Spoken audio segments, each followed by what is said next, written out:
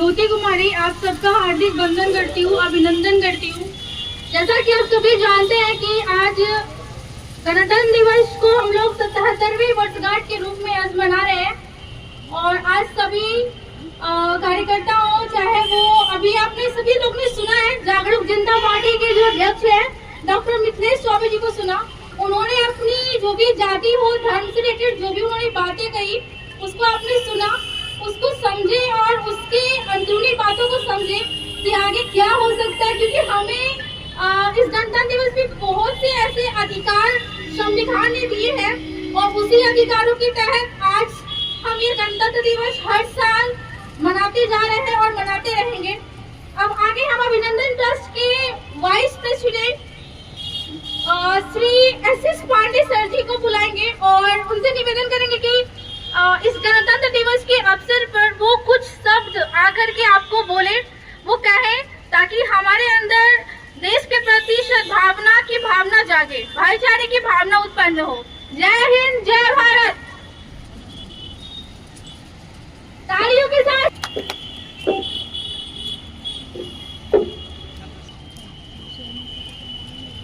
पीछे भी जाना होगा कि हमारे समाज में जो खड़े व्यक्ति अंतिम पायदान पर हैं, उन्हें भी समता का अधिकार मिले, उन्हें भी न्याय का अधिकार मिले, उन्हें भी शिक्षा का अधिकार मिले, उन्हें समता मूलक समाज में अपना जीवन को स्वतंत्र रूप से जीने का अधिकार मिले।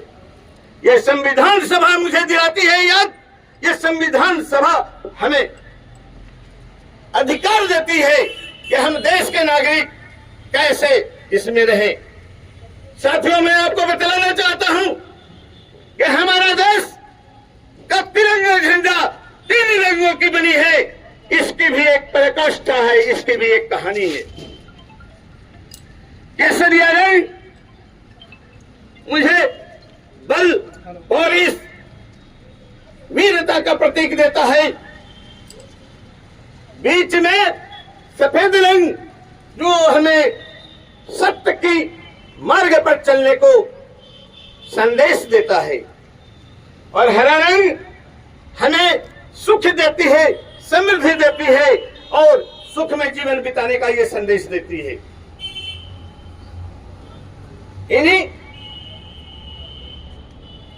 इन संदेशों के तहत हमारा देश आज 76 वर्ष पार कर रहा है, 77वें गणतंत्र दिवस में प्रवेश किया है। गणतंत्र का मतलब होता है हम लोग, ये नहीं कि मैं का अर्थ अपनी व्यवस्था के लिए खुदगर्ज होता है, लेकिन हम लोग जो हमारे पूरे देश के नागरिक हैं उन लोगों को परिलक्षित करता है। साथियों, लोकतंत्र आज लोकतंत्र का पूरा गुलाम हो चुका है पूरा ब्रह्मांड, पूरा विश्व। पता है, इसकी खुशबू हमारा राज्य वैशाली से आया है।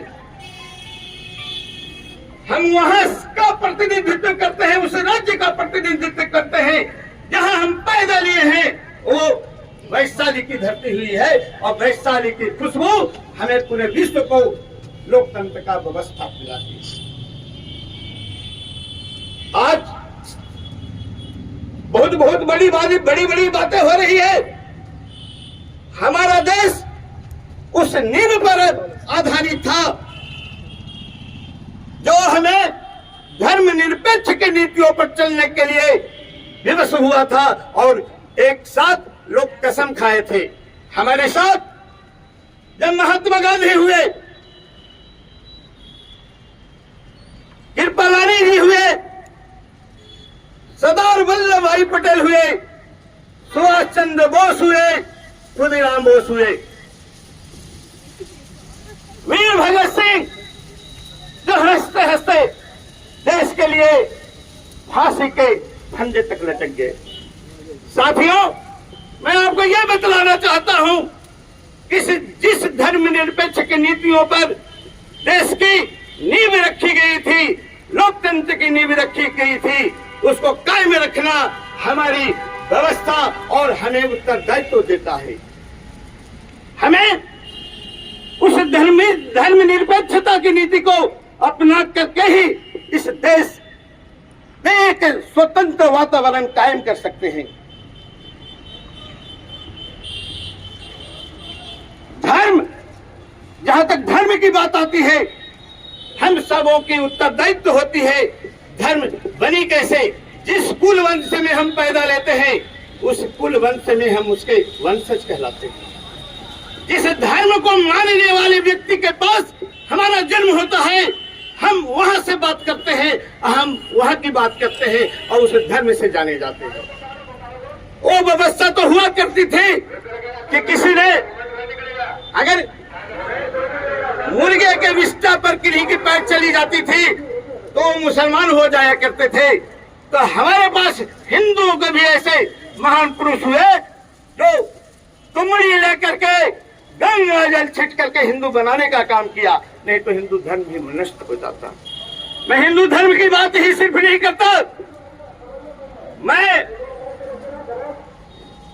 अपनी सभा से मंदिर भी बसाएंगे और मस्जिद को भी बचाएंगे, ईसा मसीह के क्रिश्चियन धर्म को भी मनाएंगे। हम सभी धर्मों का सम्मान करेंगे जिस धर्मों पर हमारे पूर्वज अपने प्राणों की आहुति दिए थे। मैं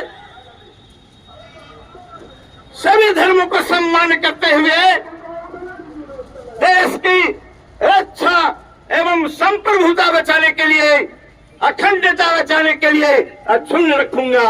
जो हमें विरासत में हमारा देश के पूर्वज जो दिए हैं, उसे बचाए रखने में हमें अहम भूमिका निभानी चाहिए। तो साथियों, मैं आपको यह बतलाना चाहता हूं कि हमने एक धर्म का ऐसी अटूट मिसाल रखा है कि हमें जाति पाति का झगड़ा छोड़ो, जाति पाति का झगड़ा छोड़ो और सही लड़ाई से नाता जोड़ो।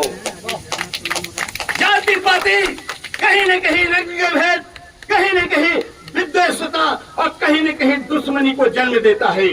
लेकिन अगर सभी धर्मों का सम्मान करेंगे तो हमें एक विश्वास जगेगा, एक प्यार जगेगा, एक अटूट लगाव होगा।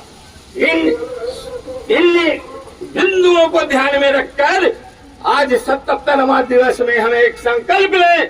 देश के नागरिकों को संकल्प लेने के लिए कटिबद्ध करता हूं, प्रतिबद्ध करता हूं, संकल्पित करता हूं कि आप आए, अपने देश की अखंडता एवं संप्रभुता को अक्षुण्ण रखने के लिए अपने आप को झोंक दे, सर्वस्व न्यौछावर कर दे कि हम सब मिलकर के एक अच्छा खुशनुमा माहौल बना करके भारत को आगे ले जाएंगे और सभी धर्मों का सम्मान करते हुए हम अपने आप को भी बचा करके एक समरसता और समता मूलक समाज की स्थापना करेंगे।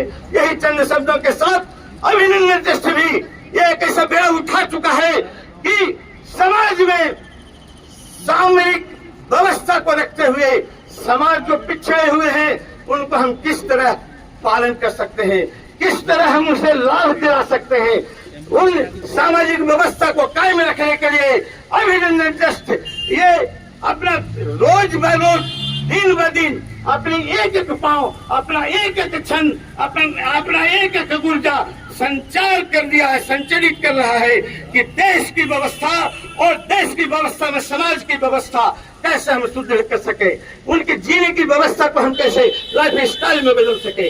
ये हमारा अभिनंदन ट्रस्ट इन बातों के साथ फिर से एक बार लोगों को वंदन, अभिनंदन एवं चंदन करता है और एक संकल्प के साथ ये कहता है कि हम जहाँ हैं, जिस संगठन में अभिनंदन ट्रस्ट है, इसके सहारे देश के सामाजिक व्यवस्था को बदल करके ही रखेंगे। समाज में हर लोगों को, अंतिम पायदान पर खड़े लोगों को, उनकी माली व्यवस्था को सुधार करके हम अपनी व्यवस्था कायम रखेंगे। इन चंद शब्दों के साथ अपनी वाणी को विराम देते हुए फिर से एक बार मैं ये कहना चाहता हूँ, भारत माता की, भारत माता की, भारत माता की, वंदे वंदे वंदे वंदे।